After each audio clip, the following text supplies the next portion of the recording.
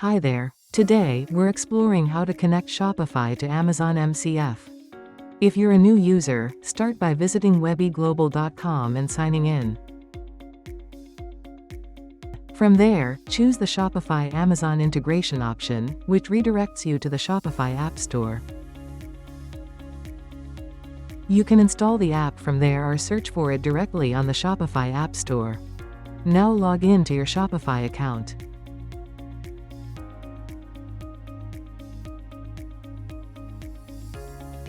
Click Install, and complete the onboarding process.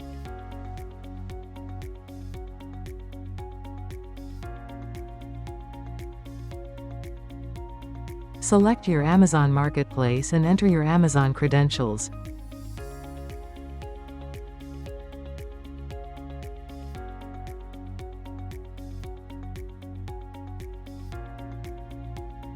Now, your Shopify store is connected to Amazon MCF. Sellers can sync orders, track them, and update inventory with just one click. In Configuration section, sellers can opt many features and select multiple marketplaces.